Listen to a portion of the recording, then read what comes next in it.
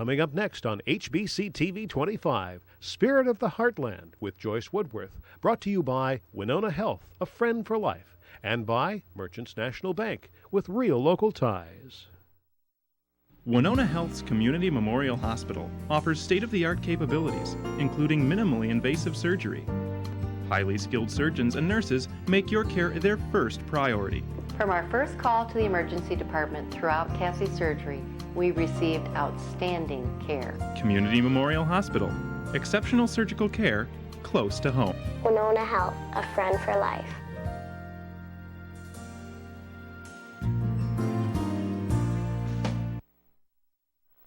What is banking all about? It's about him, her, them. It's about managing today's challenges and planning for tomorrow's opportunities. It's having someone there when you need them, a trusted resource, a partner, a bank that knows you, not as a number or an account, but as a friend. Far from ordinary, right at home. That's Merchants Bank.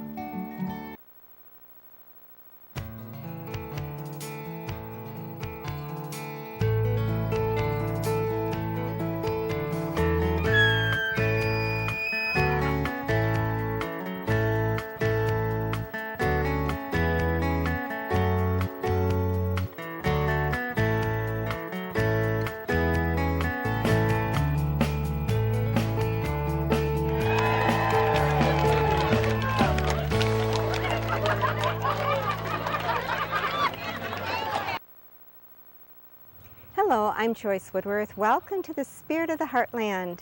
This beautiful home on Broadway in Winona has been admired from the outside for decades. It used to belong to one of the members of the King family who owned the world-renowned Watkins Company. Up until recently, a few single families have owned it, and it was also split into apartments for a time. But now it has turned into one of the most elegant bed and breakfasts in the state of Minnesota. It has been redecorated back to the Victorian-era charm it was meant to have, and we get to have a sneak preview. Let's go in and take a peek.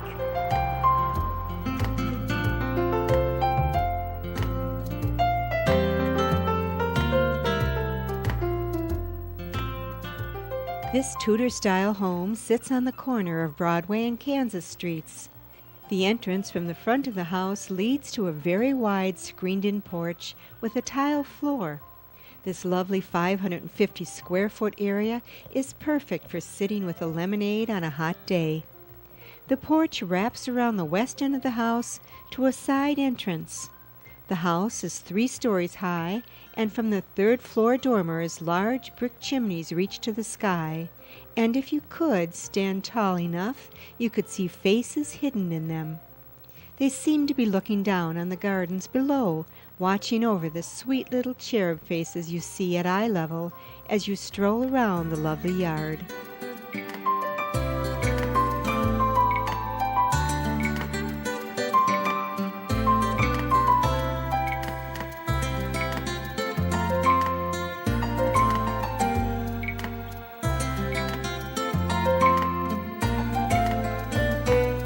The house has been described as a General Grant Gothic or English country.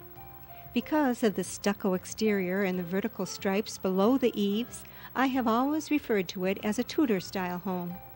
However, when this house was built prior to 1886, it was not any of these styles. It was built as a Queen Anne Victorian home. As you can see by a photo from that era, it had the clapboard siding, the same roof line with gingerbread trim under the eaves, and a rounded porch in the front of the home. The home was originally built by Judge Thomas Wilson, who was a congressman. This picture was taken of the Wilson family inside the home. It is unclear which of the gentlemen is the resident, but it is known he had a daughter named Martha, born in the home, who later married Ohio Senator Robert Taft, who unsuccessfully lost the Republican nomination for president to Dwight Eisenhower in 1952. Because the Wilsons only lived in the house until 1892, I am presuming the gentleman in the center standing behind the woman with the small children is Judge Wilson. For the next 30 years, it passed to the Sterneman family and the Williams family. The house remained a Victorian style until the 1920s, when Maud and Durand Alexander remodeled the home into its current outside look. They owned it until Mrs. Alexander's passing in 1973, at which time Bruce and Betty McNally owned it and split it into apartments. It was sold again to Carolyn Boyd, who resided here until 2004, when Lynn and Fred Erkey purchased the home and turned it into a bed and breakfast. I'm sitting now with Lynn Erkey. Her and her husband Fred own this fabulous home. Hi Lynn, welcome to the Spirit of the Heartland. Thank you, Joyce, and we're happy to have you here today. Oh, thank you, and you were so gracious to invite us into this fabulous Victorian home. What was your motivation in the beginning to buy an older home like this and redo it into a bed and breakfast? Well, we have a little bit of experience with older homes. I convinced my husband, who always liked the new, to appreciate the old, especially when we went to some bed and breakfasts in Stillwater. And so his taste kind of developed, and we learned to appreciate the craftsmanship, the solidness of it all, and quality. So we enjoyed staying at the bed and breakfast quite a bit and meeting people, and always tossed around the idea how our love for entertaining and people and my love for decorating, and he's willing to go along with some of my ideas. And we said if this house ever went up for sale, it'd be perfect. And we were both from Winona, but we were in Rochester at the time that we heard this house was up for sale. And I really missed my family and grandbabies and wanted to be closer. Rochester wasn't quite close enough, and so we jumped right in, and here we are. Perfect, and it seems to be a perfect match for you and your husband. I know this home was built in the Victorian era. However, then the Watkins family, or the Alexanders then, purchased it and changed the whole look of the house in the 1920s. Now, what made you decide to take the house back to the Victorian look rather than the way the house would have looked then in the 20s, even though you named it the Alexander home? That's a good question. Originally, because the home was built by Judge Wilson, we were thinking, well, the Wilson-Alexander mansion would be nice. And the Historical Society had some photos sent from a relative of Judge Wilson taken in 1886, which were the only photos I've been able to get a hold of the interior of the house. And then it just kind of evolved, and a lot of changes and refinements came, and we ended up that we were going to really make it like the Alexanders lived here the longest. The Wilsons were here maybe 6 or 8 years, and he got transferred to the cities with his judge position.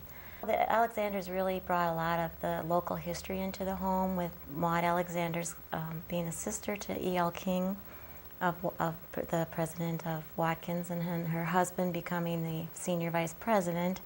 And she wrote the cookbooks for Watkins, and the Watkins history with the Alexanders was just so rich and available to me that we decided, well, let's make it like as if you're walking into the Alexander's family home, but it's a little off in dates because the decor and things are with the photos I had in my research and my preference for the more of the turn of the century than when the Alexanders were here in the 1920s and on. You know, sometimes you think, oh, if they would have kept this, that was so Victorian, but it's a trade-off, and every owner leaves their mark, and that's just part of the history of the house, which is really, it's enjoyable as well. She took out some of the woodwork that had a lot of the more frilly Victorian styles and kind of made it a little more paneled woodwork and things, but always kept a nice, classy in style, you know, with the tone of the home. So it's a mixture. Well, since we're on that subject about what was here before in the Victorian era compared to the 20s, what kinds of things, like you mentioned the banister. Let's talk about that, the entranceway and the banister. That has been changed, correct? It had like a steamboat wheel kind of look. I'm not sure what you'd exactly call it, but a lot more like balls and spindles on the stairway. And there were gargoyles on the fireplace, and that had been changed to Winona stone, which, you know, it's nice to have the Winona stone in the home now. And so we put some gargoyles on the table in the entry to kind of bring back, actually they're griffins, I'm sorry, griffins. It's where they had more like curtains instead of like light and airy curtains instead of the lush velvets and brocades and things that I kind of pictured in this home. I kind of thought that the Alexanders had more of an elegant look. I guess I used my own imagination and what Alexanders how they might have decorated it.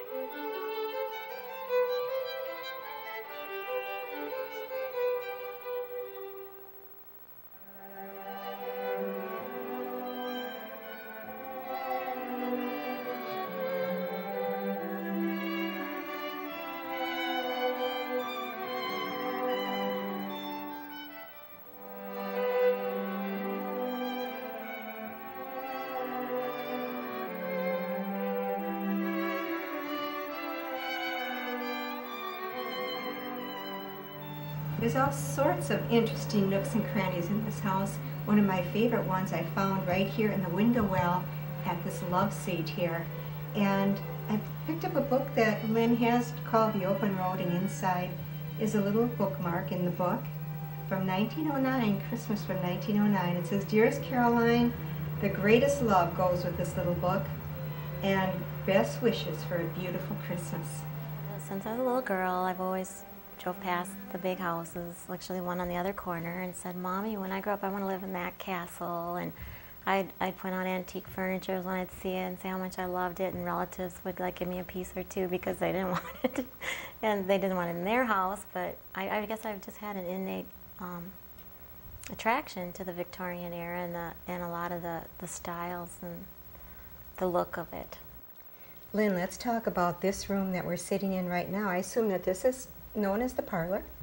Well, yeah, it could be the parlor or the library because of the bookcases that surround the room, or sometimes it's referred to as the cherry room, so we haven't really settled on a specific name for it, but it is the grand room. And it is a beautiful room. Let's talk about some of the furnishings in this room, because they're very Victorian. Where did you get them, and tell me a little bit about them. Well, we have a mix of some reproductions with some very nice carved original antique pieces.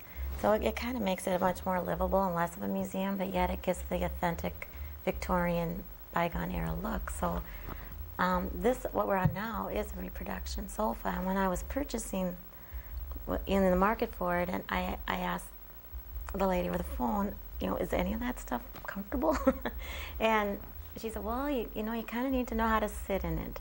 This is a courting couch that was very popular in the proper Victorian days when they'd have to have a chaperone with any interactions between single couples.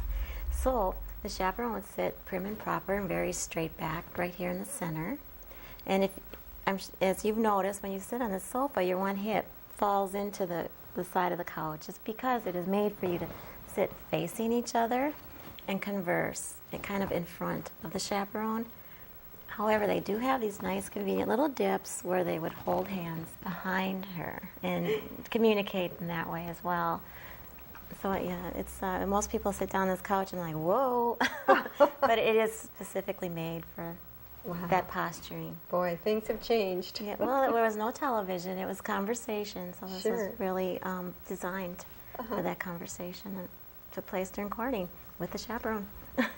It is a beautiful piece, and you never know it was a reproduction because the carving is so authentically, it looks like it was hand carved. It is hand carved. Beautiful. There's a place, I think it's in Alabama, where they still do that, the hand carved mahogany. So. Lovely. Every piece that you have is chosen to perfection. Now let's talk about the picture above the mantle. I know that is significant because you saw something in the old pictures. The photos from the Wilson family shared with the Historical Society. It had a photo of this room, and it had the Sistine Madonna print above the fireplace.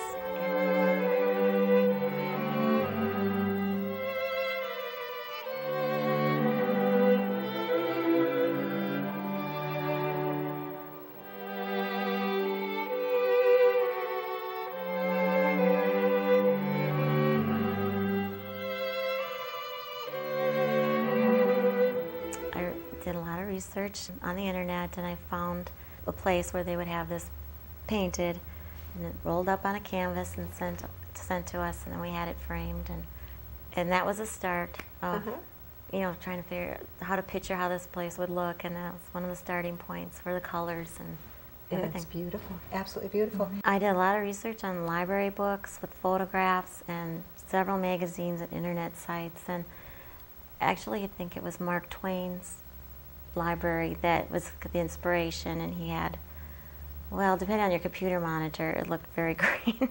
Might have been a teal blue or something on the walls, and my husband likes colors. I'm thinking of this more as a masculine room. I tried to incorporate the colors he likes to live with too, and very Victorian, to use burgundies and green.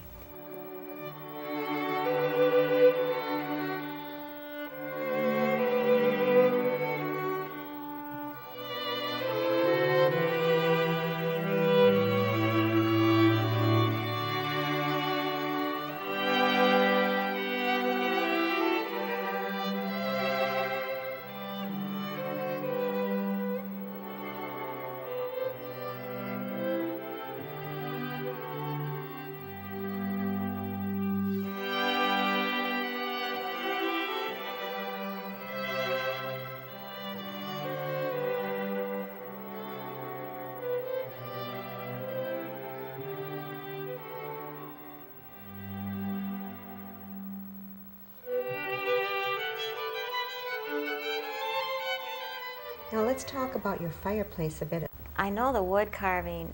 I heard from Mark Peterson, Historical Society, that he thought it might be done by fairly well-known, famous wood carvers. So I'm sorry I don't know the name yet, but I am very eager to learn as much as I can about this home, and hopefully this showing will bring some people to share some information with me. But yep, that's the original. It is wood burning. We'll keep it wood burning. Now in this room, I look up at the ceiling and you've got, a really interesting design on the ceiling. Do you want to talk about that a bit? What was it like that? Or I'm sure it wasn't. No, there was white ceilings throughout, but Victorians, they decorated their ceilings with stencils, wallpapers. It was definitely a part of their plan or the decor. I was fortunate enough when I went to have this painting framed at Durfee's studio to meet John and Lois Durfee. John is an artist and a wallpaper. He did, if you can imagine, all the wallpapering in this home, all the painting, and then his creative paintbrush on the ceiling. It's just like, there's so many things in the room that you can kind of just go, wow, and you can come back and see it another time, and there's a lot of details that you miss the first time you come back. And say, oh, ram's heads and birds and angel faces, and it's really unique. It's very artsy.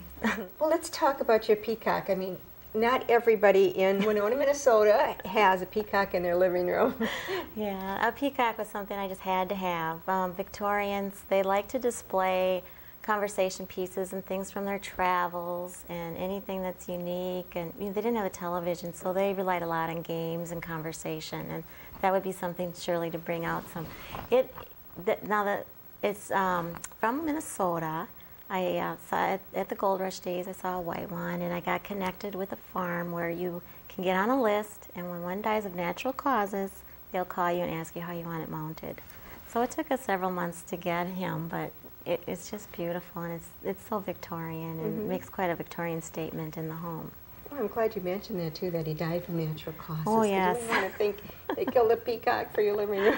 Yes. Well, now let's talk about your dining room behind us. Tell me about the interesting features in that room and how you chose the colors. And reds are thought to stimulate appetite, and so a lot of times Victorians use a shade of red in the dining room. I kind of wanted to go for more of a dramatic look. I could picture evening, elegant dinners in there, and brought in some gold door curtains to add some light and reflective elegance. There was a fireplace in there at one time, which we may bring back.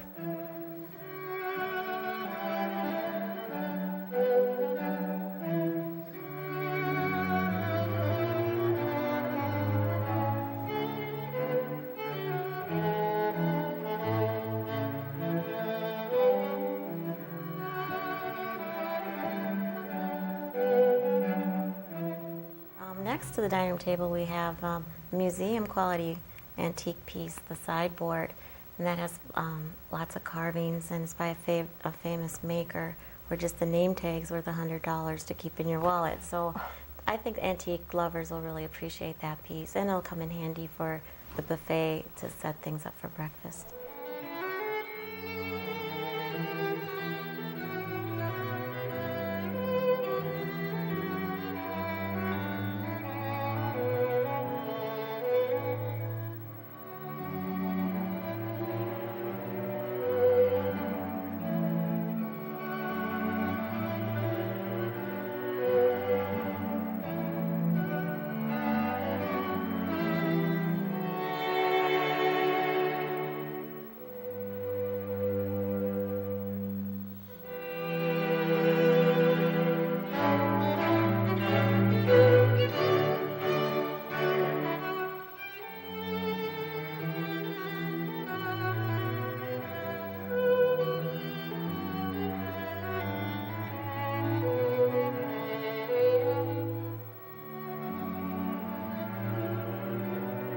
I love the Victorian organ in the corner. Is that from about that era as well?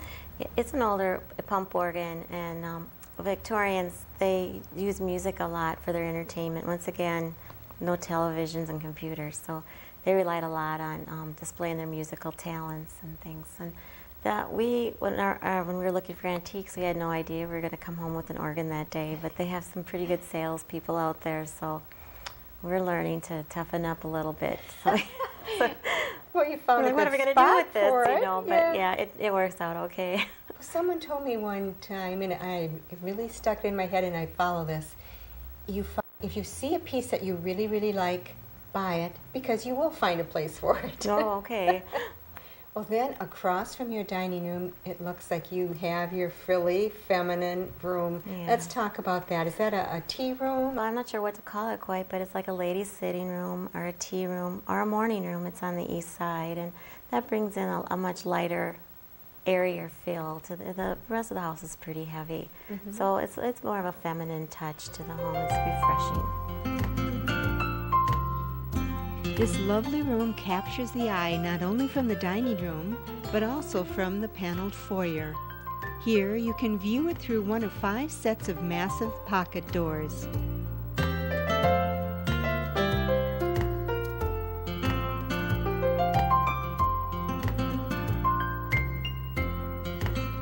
During the Wilson era, it was probably used as a side parlor.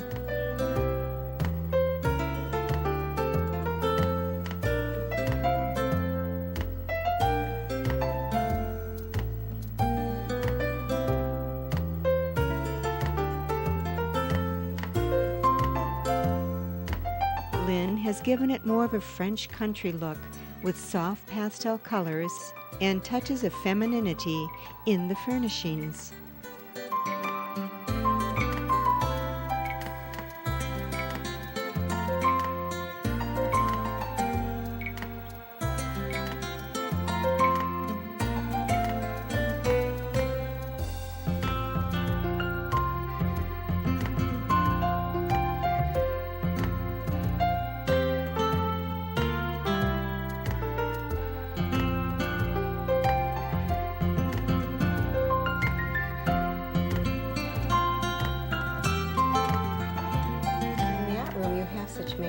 Curtains. I mean, your curtains are really a highlight in this house. You have some really unique fabrics, very interesting designs, very Victorian.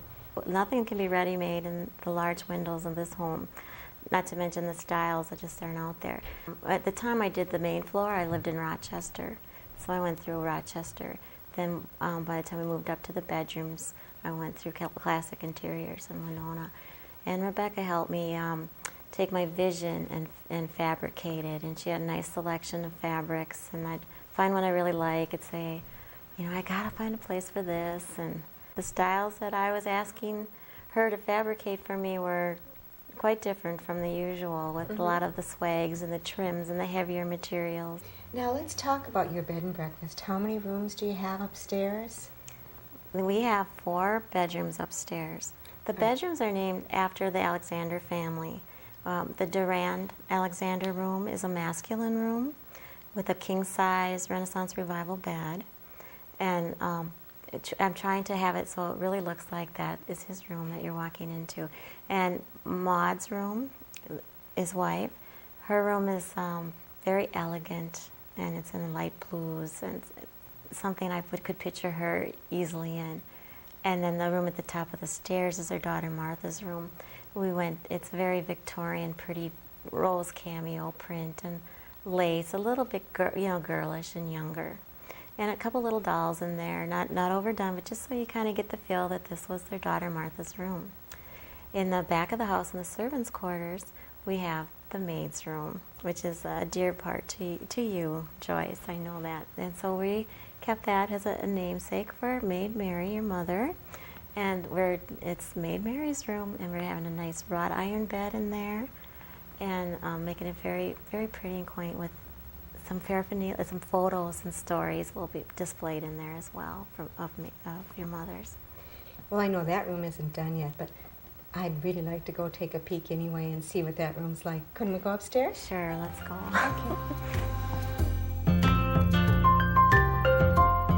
Next week, we will tour the upstairs rooms of the Alexander home with Lynn.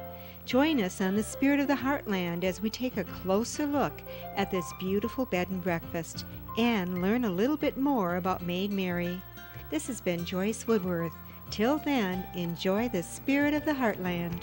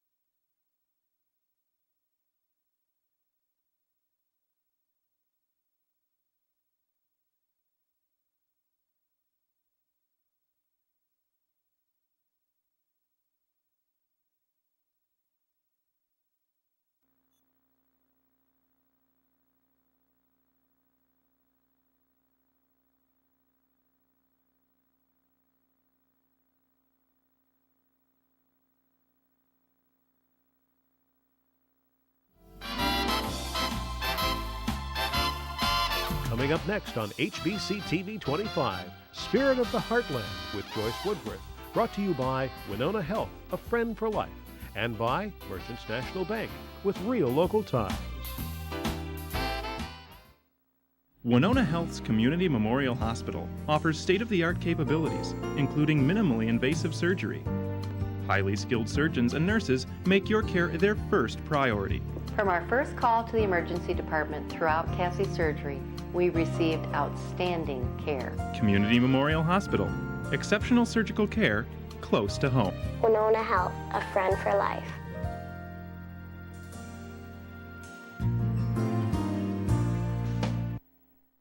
What is banking all about? It's about him, her, them. It's about managing today's challenges and planning for tomorrow's opportunities.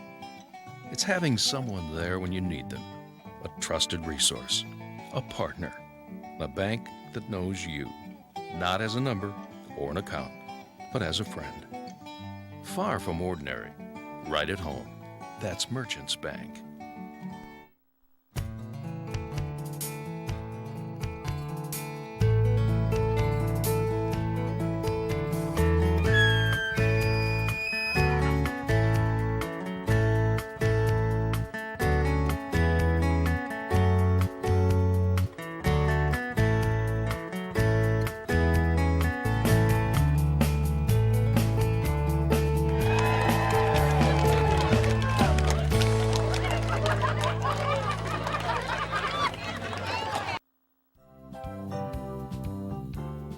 Hello, I'm Joyce Woodworth. Welcome to the second part of the Alexander home on the Spirit of the Heartland. In last week's show, we toured the downstairs of this beautiful two-story home with Lynn Erkey, the current owner. Lynn and her husband Fred have turned this home into one of the most elegant Victorian bed and breakfasts in the state of Minnesota. This house, which stands at 274 East Broadway in Winona, Minnesota, was originally a Victorian-style home built by the Wilson family before 1886. After passing through various families, it was advertised in the Winona Republican Herald on September 25, 1920, for sale for $15,000. Maud and D.C. Alexander had admired the home from the steps of Maud's mother's house, which was across the street at 206 East Broadway. Maud was the daughter of Martha Watkins, the second wife of J.R. Watkins, founder of the renowned Watkins Company. They were married only for a few short months when J.R. passed away on vacation in Jamaica. Maud was also the sister to E.L. King, who was married to Grace Watkins, J.R.'s daughter. E.L. became president of the Watkins Company after his father-in-law or stepfather, J.R. Watkins, died in 1912. Here we see Maud Alexander with her mother, Martha King Watkins, and her sister-in-law, Grace Watkins King, holding her daughter, Mary L. King. This picture of Maud was taken years later as she sits amongst the executives of the Watkins Company in the 1930s. Her husband, D.C., and her brothers, E.L., Curtis, and Leroy King. E.L.'s brother-in-law, D.C., or Durand Alexander, became senior vice president of the company. Maud and her husband, D.C. Alexander, purchased the home shortly after this advertisement was in the paper in the 1920s, remodeled it, and turned it into more of a Tudor-style home. They painted the home yellow, which fit the home until it was repainted gray at the turn of this century. In today's show, we'll head upstairs to see how Lynn has redecorated the bedrooms into beautiful lodging rooms for the guests of the bed and breakfast. Well, I'd be so happy to be a guest here at your bed and breakfast, and just for this stairway alone, it is so wonderful. Oh, this is quite grand. This is very special with the woodwork and the ceiling and things. It really brings plenty of oohs and ahs, especially the guys that know anything about woodwork and carpentry. It is lovely, and the drapery up at the top of the stairwell is lovely too. Yeah. I really like the pictures you chose for this landing area too. This lady's lovely over here. Actually, my husband Fred picked up two of the photos in this room, our pictures in this room. He really liked this gal here, again with the deep burgundy roses he likes so much. And then the other is actually an antique etching of the Sistine Madonna that we have above the fireplace downstairs. Mm-hmm. Very meaningful touches. The upstairs landing area is large enough to be considered a room in itself. A red velvet fainting couch from the Victorian era stands on one wall, and a lovely piano stands across from it. The hand-carved oak leaf design on this Kimball piano matches the oak leaf carving on the newel posts that lead us up the stairwell. On top of the piano, Lynn has placed a see-through porcelain etching, which couldn't be more elegant in its delicate frame. From the landing radiates the guest rooms, which once were the rooms of the Alexanders, who Lynn has named the rooms after. Okay, well now let's go to one of the rooms. Whose room is this? This is Martha's, their daughter Martha's room. This is the daughter's room, Martha Alexander, and this is done in a kind of a real feminine, girlsy touch. And we added a little youthfulness to it with a few little dolls and teddy bears. This actually is my husband's and mine favorite room. Oh, I can see why. It's very elegant, again, as the whole house is. And your curtains, for instance, are beautiful, the way you've got them hanging so that the frame, the window frame, still is sticking out beyond it. That was a very precise procedure. We didn't want to cover up the beautiful rosettes on the the window framing throughout the house. Any of the woodwork is something you want to make sure you don't cover up with window treatments. So this was a creative, unique way to do that and still have the nice swag effect. Excellent. And I like the mixture of all the laces in this room. If you have everything the same, it looks kind of designer and fresh and new.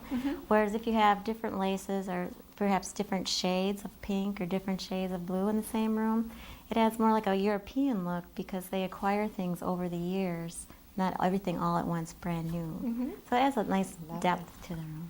Now tell me about that lampshade over there with the little beads hanging down. That's a very unique looking lampshade. That's a reproduction lampshade. It's kind of a burnout velvet as well, and beads and things, and you can find those in antique shops. The other lamp is a sand shade, and actually when you turn it off it looks like a beautiful iridescent gold, and when you turn the light on the floral design shines through. Oh, there's some fun things to experience in these rooms. There really is. You won't get bored in these rooms whatsoever. The chairs one is the gentleman's chair and the lady's chair. The arms are up high on the gentleman's, and they're flared out and low in the lady's chair to accommodate her hoop skirts and what have you. And the chair behind you, that is actually a full-size chair that was for adults in the Victorian era, probably one they'd sit in and sew, but it's quite fancy as you notice the detail in the carvings on the top of the chair. It's very pretty. And I take it this is the picture you were talking about of Martha. Well, it's Martha for now. We don't have a picture of Martha when she was little, and we came across this in an antique shop, and I said, you know, this will really set the theme for this room. She's just a lovely little girl, and it's actually taken. It's an older picture. The picture is actually not too far off in time. Martha was born around 1915 and could have looked very similar to this curly-haired child. This is a picture of Martha in her late teens. Nonetheless, it's just really, really cute and a great accent in the room. Very pretty. Now I see every room has its bathroom. Every room has this original private bath. The maid's room isn't the original bathroom, unfortunately, because that was updated as an apartment at one time. But the 3 rooms for Duran, Martha, and Maud are all the original bathrooms with the original tiles and fixtures.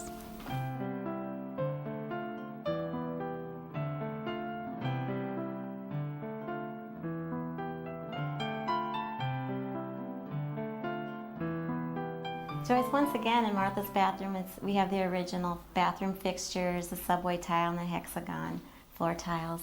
One thing that Fred and I plan to do is to bring the Watkins products into this home. It has a very strong heritage with the Watkins company, with both Maud and Durand.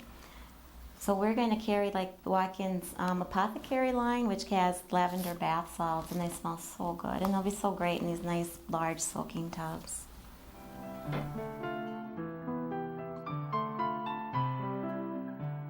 From Martha's room, we head down the hall to the back of the house, which once held the maid's quarters. There are 2 rooms back here. One has been turned into Lynn and Fred's office.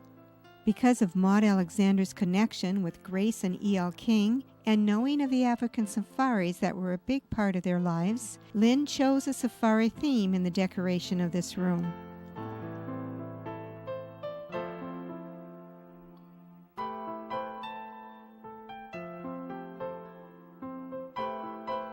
The second room in the former maid's quarters is decorated in total contrast to the jungle theme.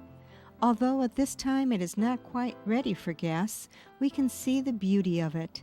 It is elegant in its simplicity, which goes along with the persona of the person it is named for.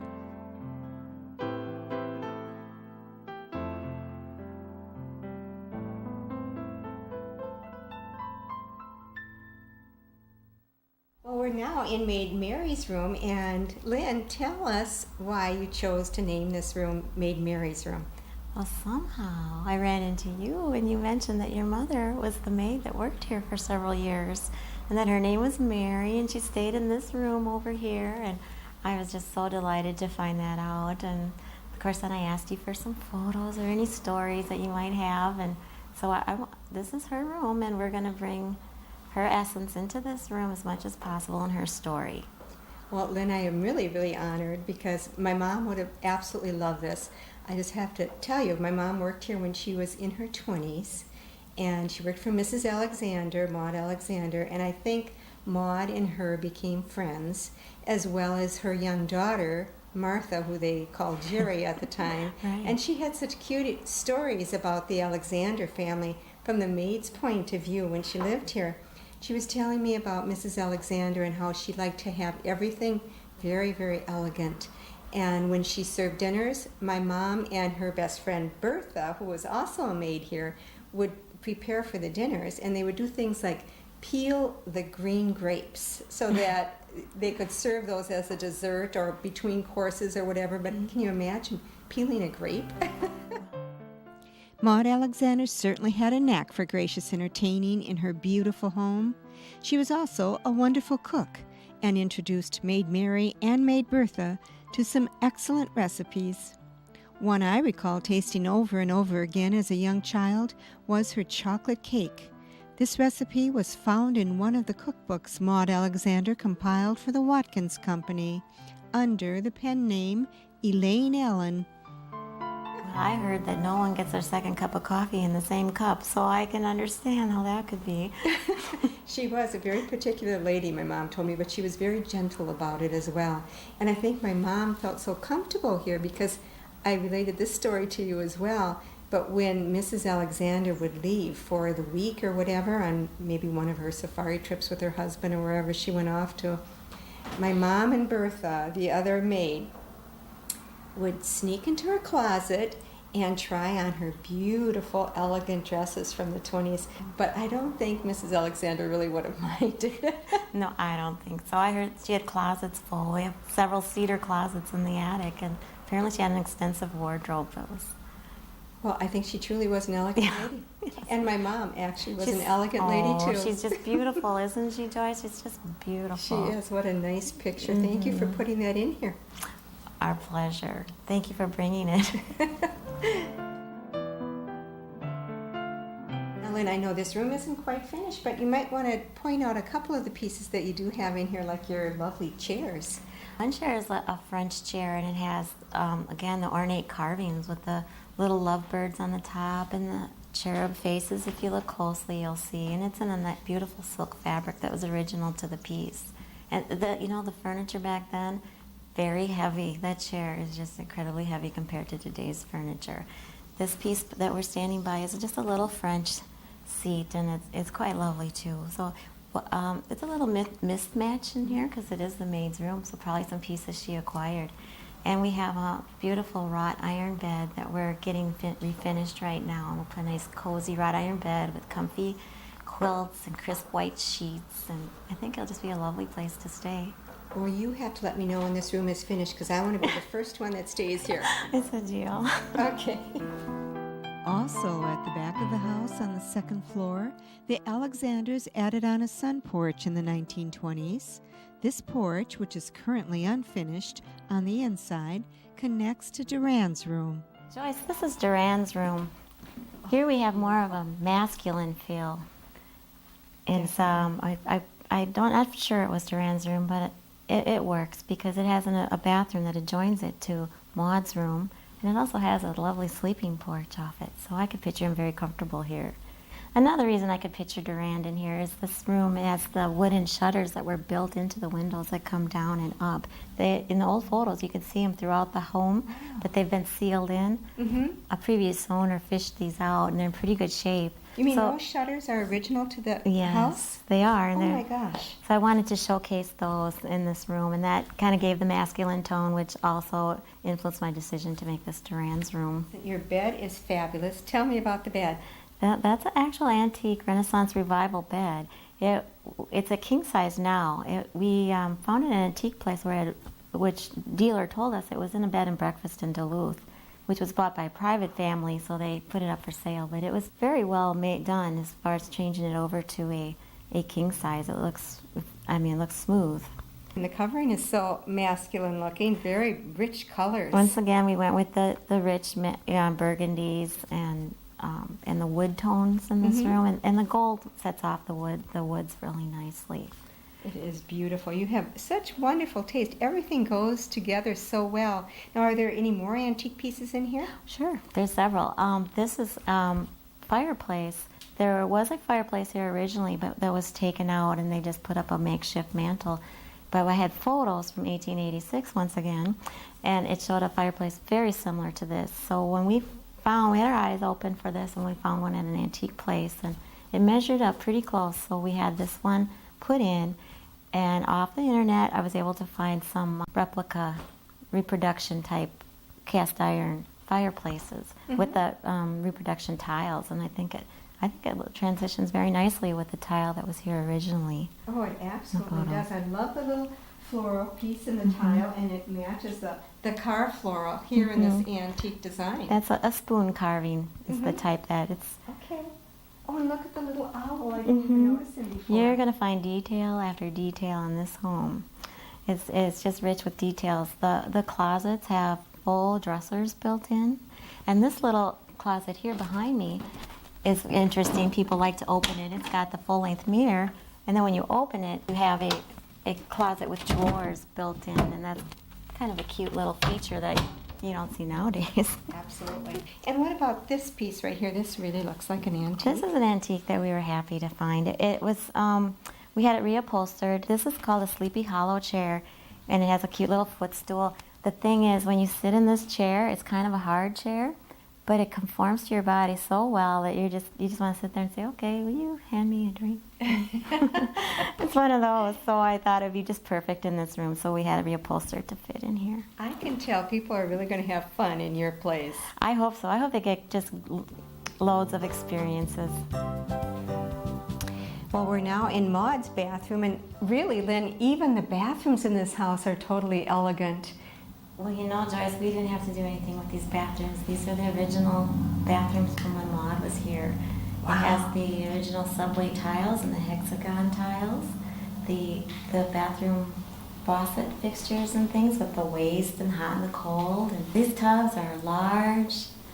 They're very comfortable. It's just a great soaking tub. So all this plumbing worked? Real well. That tub fills very fast. This room here has a shower as well, and a huge closet that perhaps one day will turn into a sauna. And the paper in here is very elegant. It matches so nicely with Maud's bedroom.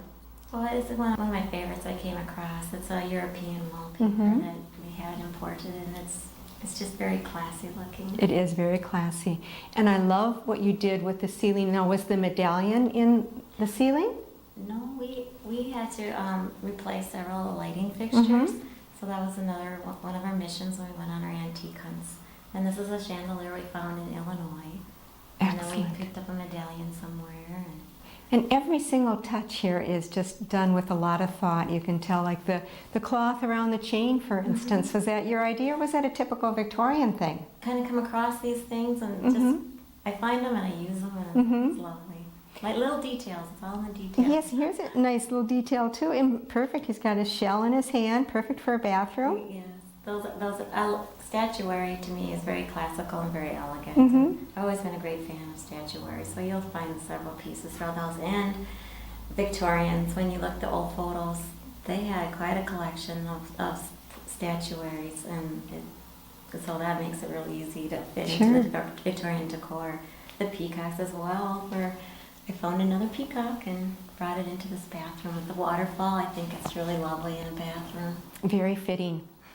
Well, let's take a step into Maud's room and take a look at that. That room was very fun to do. Joyce, welcome to Maud's room. Oh, wow. This is absolutely incredible. I love the colors. Yeah, blues. It's very pretty blue, isn't it? With the sheen and the wallpaper. Yes, it's just a real bright, warm, comfortable room, and you've got a great place to just sit and kind of enjoy the fireplace. And we sit on the settee and have a little chat? Oh yeah, let's do that.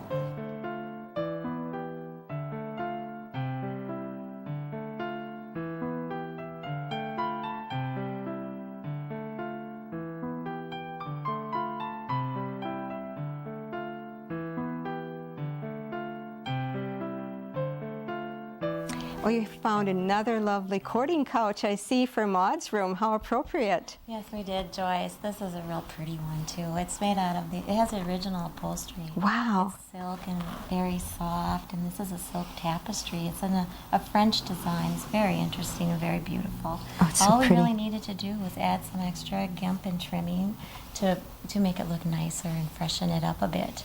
It's very lovely, and I think Maude would have just loved this room. I mean, it's very, very elegant, very feminine. I love the blue drapery, just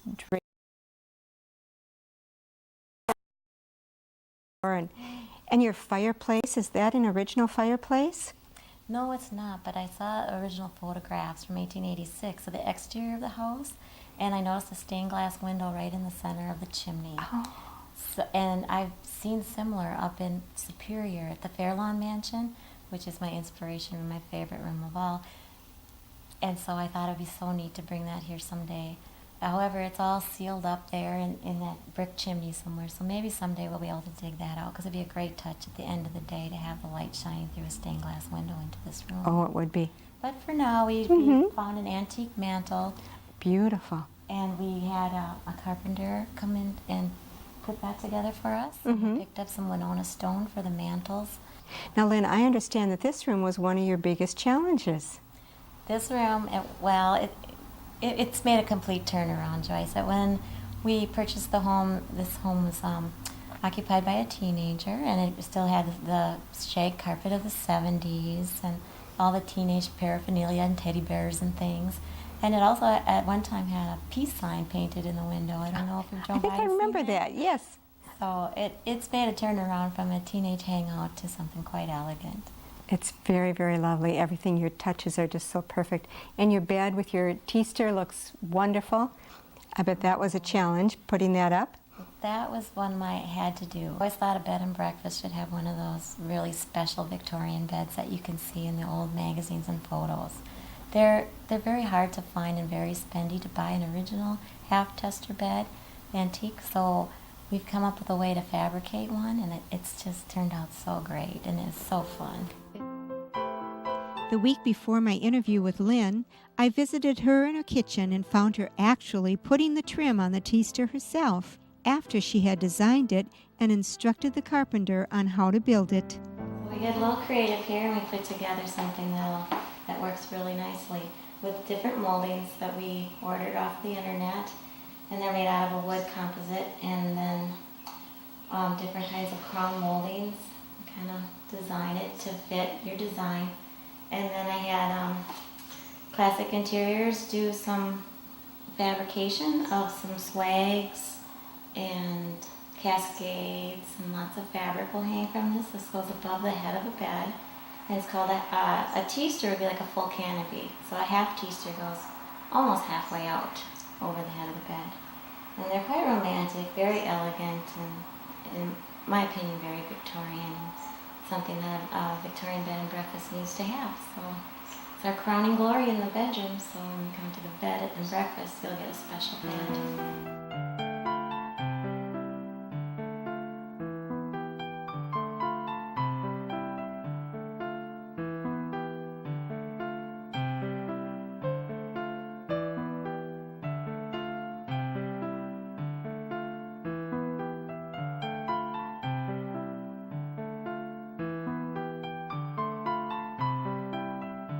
Okay, now that you're all finished with the bed and breakfast, with all the beautiful decor, how do you feel about that? Otherwise, I don't think we're really finished. We have lots more. I have more plans. We have more phases. We plan to go into the 3rd floor and return the billiard room. Really? And perhaps put another suite up there with a whirlpool. Awesome. And then, of course, there's always the beautiful grounds. And no, we're never going to sell that off or build a house there. It'll remain a garden for this home. And I'd like to get maybe a fountain and some Victorian gardens and develop that better in the future. Oh, that's awesome. Perhaps we can come back someday when it's all finished and do another show. I'll have lots more to show you, I'm sure. I'm sure you will. Well. Well, I want to thank you so much for taking us on a tour of your gracious home, and thank you for being such a lovely, gracious hostess. Thank you, Joyce. My pleasure. And thank you for joining me today. Please join me again next week. Till then, enjoy the spirit of the Heartland.